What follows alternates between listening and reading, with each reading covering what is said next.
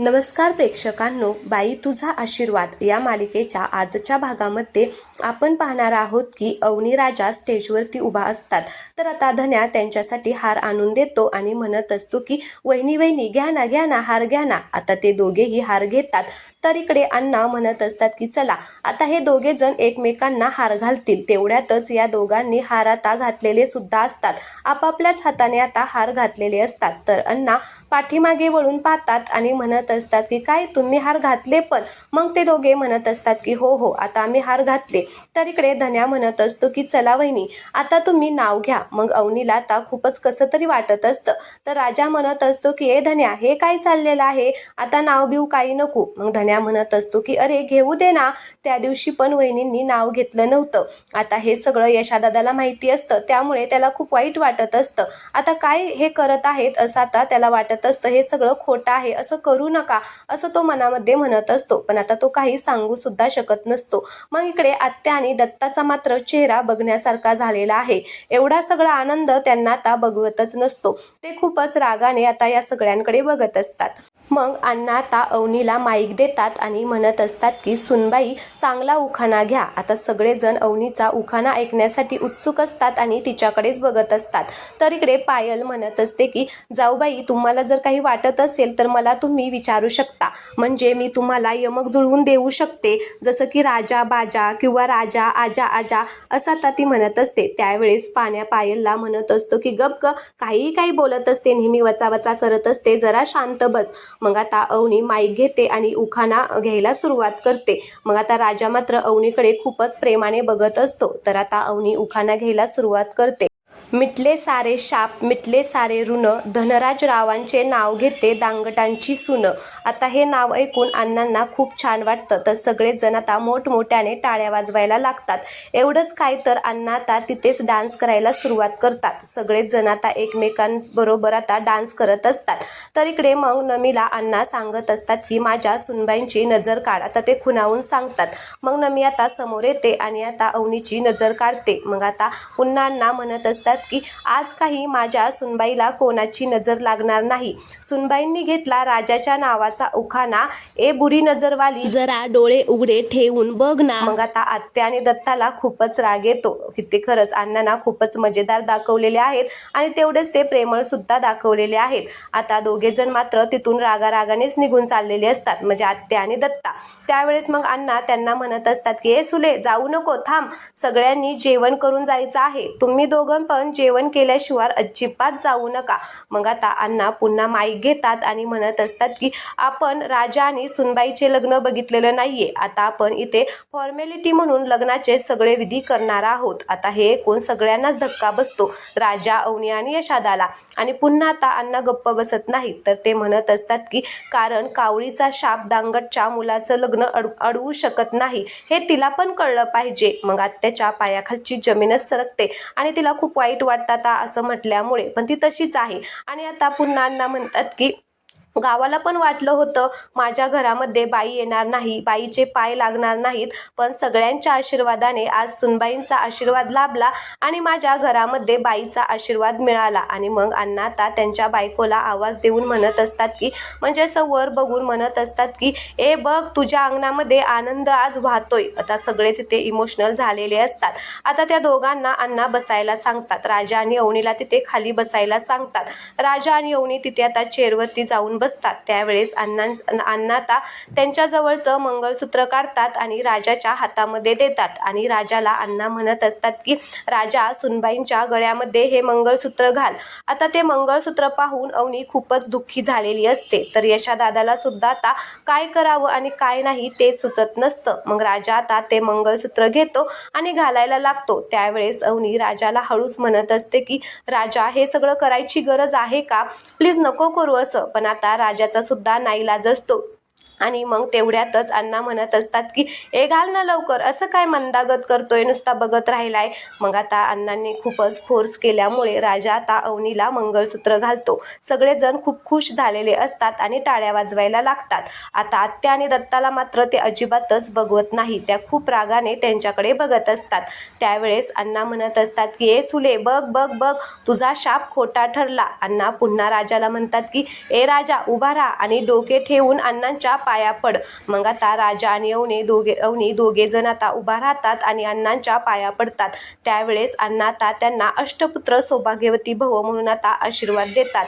इकडे यशाला मात्र ते बघवतच नाही. तो तिथूनच आता रागारागाने आतमध्ये निघून जातो आणि देवी आईच्या समोर जाऊन हात जोडून आता उभा राहिलेला असतो. तर आता त्याला आत्यांचे शब्द आठवतात की त्या म्हणालेल्या असतात की या घराला कुठल्याच बाईचा कधीच आशीर्वाद लाभणार नाही. हे सगळं आठवतं. त्याचबरोबर त्याला अवनी काल जे म्हटलेली असते ते सुद्धा आठवतं की आमचं लग्न खोटं आहे. ते सगळं काही त्याला तिथे आठवतं. मग तो देवी आई समोर हात जोडून म्हणत असतो की ए देवी आई, कित्येक वर्षांनी हे घर उजळलं, या घरामध्ये आनंद आला, या घरामध्ये खूप वर्षानंतर लक्ष्मी आली होती, त्या लक्ष्मीला कोणताही त्रास होऊन देऊ नको, असं म्हणून तो देवी आईचे दर्शन घेतो आणि देवी आईकडे हे आता साकडं घालतो. तर दुसरीकडे जेवणाची तयारी चालू झालेली असते. तर आता गावातल्या काही बाया आता अवनीला नावं ठेवत असतात आणि म्हणत असतात की जसं बापाच्या घरून पळून आली तसं नवऱ्याच्या घरून पण पळून जाईल की काय माहिती. सुलात त्या म्हणत असतात की काही चांगली सून नाहीये, काय माहिती टिकते की नाही, असं म्हणून त्या आता एकमेकींकडे बघून हसत असतात. तर हे सगळं पाण्या पाठीमागून ऐकत असतो आणि त्याला खूपच राग येतो आणि तो म्हणत असतो की ओ ताई माई अक्का, जरा चांगला विचार करा. नाही, मला ना दिसतंय की तुम्ही काय बोलताय ते. खरं सांगू का, मला ना ढिल्ला नटबोल्ट आणि असले विचार लय डोक्यात जातात. चांगली चांगली लोक असतात ना ते मला आवडतात. अहो, चांगली चांगली लोक आलेली आहेत, चांगलं चुंगलं खाऊन जावा की घरी. आपापल्या कशाला फालतू बडबड करून अपमान करून घेताय. दांगटांच्या सुनेला कोणीही वाईट बोललेलं खपवून घेतलं जाणार नाहीये. आणि आता तो एका मुलाला बोलवतो आणि म्हणत असतो की यांना जरा थंडगार पाणी द्या आणि थंडगार पाणी प्या आणि आपापल्या घरी जावा. तर तो मुलगा आता त्यांना थंडगार पाणी देतो आणि म्हणत असतो की पाणी प्या आणि शांत बसा आणि जेवण करून घरी जावा. मग दुसरीकडे आपण पाहतो की आता इकडे स्टेजवरती फोटो काढण्यासाठी गडबड चाललेली असते. मग आता पायल म्हणत असते की खरंच आम्ही ना तुम्हाला जरा बडबड करून जास्तच पकवलं ना. आता त्या अवनीला म्हणत असतात मग आता आम्ही ना जास्त अजिबात बोलणार नाही. तर नमी म्हणत असते की मी नाही बडबड केली, तूच जरा जास्त बडबड करते, आता गप्प बस. आणि म्हणत असते की चला आता आपण फोटो काढूया. मग आता राजा थोडासा साईडला उभा राहिलेला असतो. तर पायल म्हणत असते की ओ राजा भाऊजी, जरा जवळ या की, तुमचीच बायको आहे. मग राजा आता अवनीच्या जवळ येतो आणि मग सगळेजण फोटो काढत असतात. तर आता तिकडून धन्या म्हणत असतो की आम्हाला ना फॅमिली फोटो काढायचा आहे. नमे सर बरं साईडला या रे या रे, आपल्याला फॅमिली फोटो काढायचा आहे. तर सगळेजण आता पाण्या त्याचबरोबर यशादा आता सगळेजण येतात. तर अण्णा सुद्धा तेथे येतात आणि मग ते त्या दोघींना बाजूला करून आता फोटो काढत असतात. तर यशादा पाण्या सगळेजण उभा राहिलेले असतात. तर अण्णा म्हणत असतात की अरे बापाशिवाय काय फोटो आहे, बाप असेल तरच फोटो पूर्ण होणार, कम्प्लीट होणार, असं म्हणून आता ते राजा आणि अवनीच्या मध्ये बसतात. म्हणजे राजा आणि अवनी साईडला आणि अण्णा मध्ये मस्त चष्मा बिस्मा घालून आता बसतात.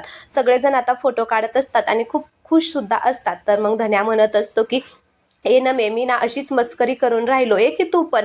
मग आता नमी सुद्धा तेथे यशादादाच्या साईडला येते आणि फोटो काढायला लागते. तर आता पायल म्हणत असते की पाण्या, आम्ही पण येऊ का आपल्या फॅमिली फोटोमध्ये. तर पाण्या म्हणत असतो की तू काय फॅमिली आहे का, जा अजिबात येऊ नको आमच्या फोटोमध्ये, पण तिकडे जेवण कर.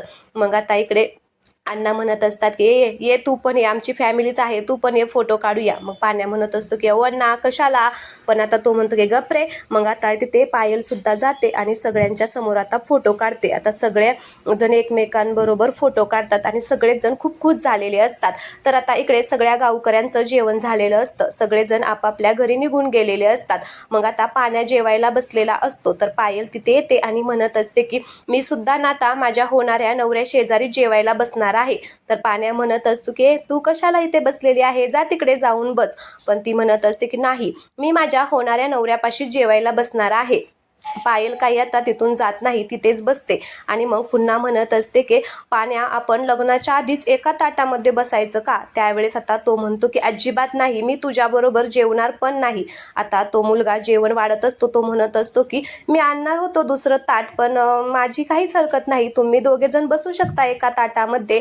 पण पाण्या काही तयारच होत नाही. तो म्हणतो की काही नाही, काही काय बोलून राहिलेला आहे, हिच्यासाठी दुसरं ताट घेऊन ये. तो म्हणतो की मी काही हिच्या ताटात बसणार नाही. आता पायल म्हणत असते की प्लीज बस ना.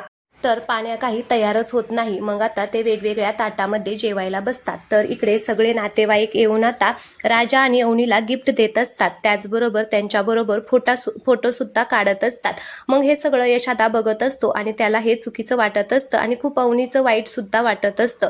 म्हणून तो आता त्यांच्याकडे बघत असतो. तर नमी यशाकडे जाते आणि म्हणत असते की का रे, एवढा का नाराज झालेला आहे? त्यावेळेस यशादा म्हणत असतो की काही नाही. मग ती म्हणत असते की तुला काय वाटलं, मला कळत नाही का? मला सुद्धा सगळं कळलेलं आहे. तर यशाला असं वाटत असतं की हिला काय कळलेलं आहे?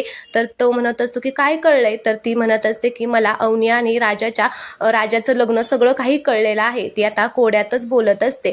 तर यशादाला असं वाटतं की खरंच हिला कळलं की काय, म्हणून तो म्हणत असतो की काय कळलंय सांग ना. मग त्यावेळेस नमी म्हणत असते की मला माहिती आहे, मी काय दूधकुळी नाहीये, राजा आणि अवनीचं लग्न आपल्या आधी झालं म्हणून तू नाराज आहे ना. त्यावेळेस ती म्हणत असते की पण असं नाराज नको होऊ, मला सुद्धा खूप वाईट वाटतं. त्यावेळेस आता यशाला थोडंसं बरं वाटतं आणि तो म्हणत असतो की असं काही नाहीये. मग ती म्हणत असते की मला माहिती, जर मम्मीने त्यावेळेस असा गोंधळ घातला नसता तर आज आपलं सुद्धा लग्न झालं असतं. मग यशादा नमीला म्हणत असतो की तू जेवायला बस बरं.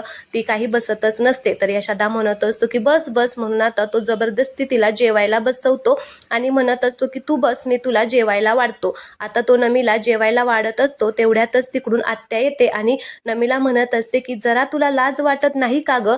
आईला तुझ्या तो मामा शिव्या देतो, कावळीन म्हणतो, त्याच्याच घरी तू गिळायला बसली, उठ लवकर, चल घरला. मग आता नमी म्हणत असते की त्या दत्ता मामाला उठव. दत्ता मामा तिकडे आता जेवत बसलाय कोपऱ्यात आणि मलाच काय उठवते, बघ बरं, तो कोपऱ्यात जाऊ जाऊ जेवू लागलेला आहे. आता सगळे दत्ता मामाकडे बघत असतात. तो मात्र एकामागे एक एक घास खात असतो. हे पाहून सगळ्यांनाच इकडे हसायला येतं. मग आत्या म्हणत असतात की थांब, आता बघतेच त्याला घरी गेल्यानंतर. अण्णांना मात्र खूप हसायला येत असतं. तर आता आत्या म्हणत असतात की तू का रे दात काढतोय, तुला काय झाले, दात काढायला अजिबात दात काढू नको. त्यावेळेस अण्णा म्हणत असतात की अगं आनंद माझ्या पोटातच मावेना. मग आत्या म्हणत असते की हसून घे, पोटभर हसून घे, उद्या तुझ्यावरती रडायची वेळ येणार आहे. आता आत्या असं म्हणताच यशादाला आता खूप भीती वाटत असते, कारण त्याला माहितीये खरंच उद्या आमच्यावरती रडायची वेळ येणार आहे. त्यावेळेस अण्णा म्हणत असतात की असं काहीच होणार नाही. तर आत्या म्हणत असते की असंच होणार आहे, तू हसलेला मला या जन्मात तरी बघवणार नाही. मग अण्णा सुद्धा खूप चिडतात आणि म्हणत असतात की अगं ते बघायला तुझा हा शेवटचाच जन्म आहे, तू काही परत जन्माला येणार नाही. असं म्हटल्यामुळे सगळ्यांनाच इथे हसायला येतं. सुलात्राला मात्र खूपच राग आलेला असतो. आता ती रागारागाने तिथून निघून जाते. इकडे अवनी आणि राजाला सुद्धा आता जेवायला बोलवलेलं असतं आणि ते दोघे जण आलेले असतात. सगळेजण त्यांना या या असं म्हणतात आणि त्यांच्यासाठी स्पेशल टेबल सुद्धा सजवलेला असतो. त्या दोघांना तिथे बसवतात आणि सगळं जेवण आता वाढत असतात. तर त्या दोघांना आता अण्णा स्वतःच्या हाताने जेवण वाढत असतात. अण्णा आज खूपच खुश असतात.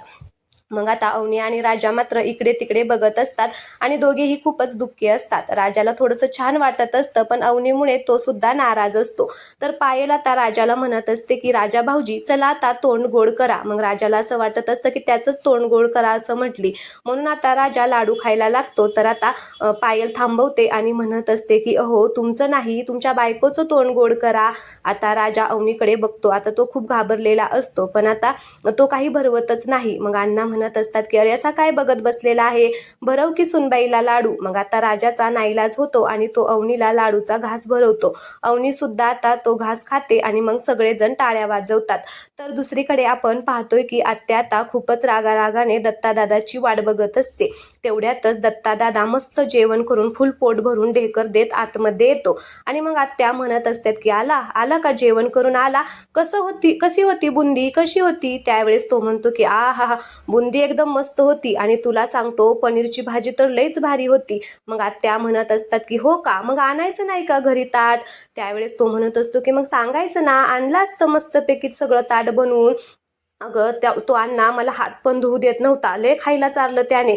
मग ती म्हणत असते की हो का. मग आता दत्ता दादा ते खाली जाऊन बसतो, त्यावेळेस आत्या त्याला म्हणत असते की किती निलाजरा आहेस रे तू, मी कवाशी तुला टोचा मारत होती चल चल म्हणून, पण तुझ्या काही ध्यानात आलं नाही, त्या धोंड्याच्या घरला जेवायचं नाही असं सांगितलं होतं ना. त्यावेळेस तो म्हणतो की अगं सगळं गाव जेवत होतं, मग मी जेवलं म्हणून काय फरक पडणार आहे. तर ती म्हणत असते की हो का, एवढं जेवण भारी होतं का. तर तो म्हणतो की अगं तुला काय सांगू, जेवण एवढं भारी होतं, 4 माणसांचं मी एकटाच जेवलो असं म्हणून तो खूपच हसायला लागतो. तर आत्या म्हणत असतात की गप्प बस, आपला हिस्सा लाटलाय त्याने, त्याच्या घरचं जेवण काय पाणी सुद्धा प्यायचं नाही आपण.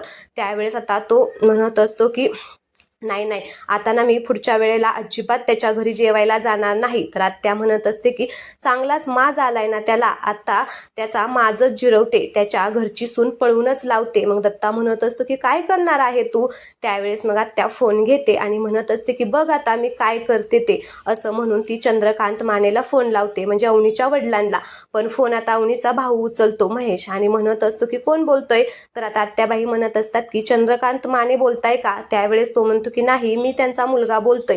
तर मग आत्याबाई म्हणत असतात की बरं तुम्ही बोलताय का, अहो तुमची बहीण असल्या भिकाऱ्यांच्या घरी का पाठवलेली आहे. त्यावेळेस तो तिकडून म्हणत असतो की तिचं नाव पण काढू नका, आमचा आणि तिचा काहीच संबंध नाहीये, ती जेव्हा त्या भिकाऱ्याबरोबर पळून गेली तेव्हाच ती आमच्यासाठी मेलेली आहे.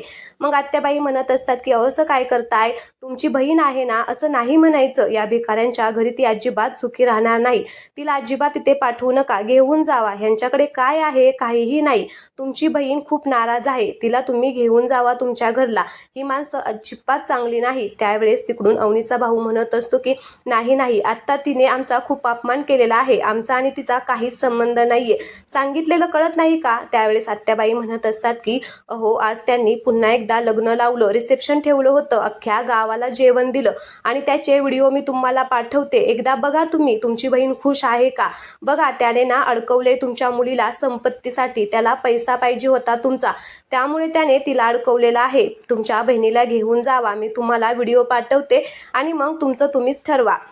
आता दोघेही आता फोन ठेवतात आणि मग आत्याबाई रिसेप्शनचे व्हिडिओ आता त्या भावाला पाठवतात, आणि आता तो भाऊ व्हिडिओ पाहून त्याला धक्काच बसतो, पण त्या लावणीचा खूप राग सुद्धा आलेला असतो. तर दुसरीकडे आपण पाहतो की सगळ्यांचे जेवण झालेले असते, अवनी आणि राजाचं सुद्धा जेवण झालेलं असतं, आणि अवनी आता आतमध्ये निघून गेलेली असते. तर सगळेजण इथे डान्स करत असतात, अण्णा तर जाम खुश असतात, अण्णांनी आता त्यांचं औषध घेतलेलं असतं, त्यामुळे ते आता खूपच डान्स करत असतात. मग अण्णा तिकडून निघून जातात. सगळा काही कार्यक्रम आटोपल्यानंतर पायल आता पाण्याला म्हणत असते की पाण्या चल ना मला सोडवायला. त्यावेळेस पाण्या म्हणतो की मी काही तुला सोडवायला घरी येणार नाही, जा तुझ्या बापाला फोन कर किंवा याला घेऊन जा. त्यावेळेस ती म्हणते की नाही. मग आता ती यशादा पुढे समोर जाती आणि यशादाला म्हणत असते की ओ भाऊजी याला सांगा ना मला सोडवायला यायला. आता यशाला खूपच राग येतो आणि तो म्हणत असतो की गप्प बस, आणि तो आता त्या दुसऱ्या मुलाला सांगतो की जा हिला घरी सोडून ये. त्यावेळेस आता पाण्या म्हणत असतो की हा मी तर तेच म्हणत होतो.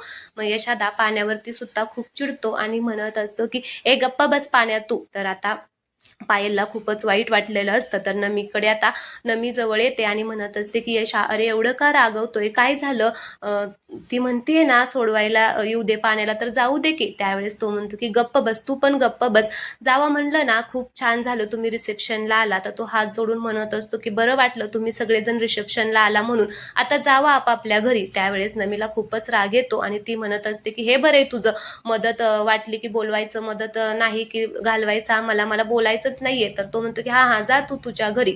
नमी सुद्धा आता तिथून निघून जाते. तर आता पाण्या म्हणत असते की पायल जा तू का ह्याला लावू सोडवायला. त्यावेळेस ती म्हणते की नको लावू, आहे मला गाडी. तर तिथून पायल सुद्धा निघून जाते. आता यशादा खूपच चिडलेला असतो. तर पाण्या आणि धन्या आता हसत त्याच्या जवळ येतात आणि म्हणत असतात की बरं झालं ह्यांना लावलं ते. तर आता तो खूप चिडतो आणि म्हणतो की काय काय चाललेलं आहे, जावा बरं झोपा पटकन. तर पाण्याला काहीच कळत नाही. तर धन्या म्हणत असतो की हो हो जातो, तुला काय झालेलं आहे. त्यावेळेस तो त्याच्यावरती तर खूपच चिडतो आणि म्हणत असतो की कॉलेजला जायचंय ना, सकाळी लवकर उठून कॉलेजला नाही गेला ना तर बघ. तर म्हणतो की नक्की ह्यांना झालंय काय ह्याला. तर आता जाऊ दे चल, हा जातोय करून. आता ते धन्या आणि पाण्यात तिथून निघून जातात. तर आता यशादा म्हणत असतो की म्हणजे त्याला आता राजाबरोबर बोलायचं असतं, राजा सुद्धा तिथेच असतं. तर आता त्याच्यापाशी बोलायला जवळ जातो, तेवढ्यातच तिकडून अण्णा येतात आणि मग अण्णा आल्यामुळे ते आता औषध घेतल्यामुळे जरा डोलत असतात आणि काहीही बोलत असतात. मग आता त्यांचं बोलणं तिथेच थांबतं. तर चला आजचा हा भाग येथेच संपलेला आहे. पुढील भागामध्ये आपण पाहणार आहोत की अवनी आता राजाला म्हणत असते की बाद झालं, आता मला इथे अजिबात थांबायचं नाहीये, उद्या मला हॉस्टेलला नेऊन तू सोडायचं आहे. तर तो म्हणत असतो की मॅडम प्लीज ऐका ना, पण आता अवनी काही ऐकायला तयारच नव्हते. अवनी आता मंगळसूत्र काढते आणि त्याच्या हातामध्ये देते आणि म्हणत असते की हे मंगळसूत्र तू नंतर न अण्णाला दे. असं म्हणून अवनी आता बॅग घेऊन तिथून निघून गेलेली असते. आता राजा खूप घाबरलेला असतो आणि सगळ्यांना उठवत असतो आणि म्हणत असतो की अरे उठा उठा, अवनी मॅडम नाहीयेत, त्या निघून गेल्या वाटतं.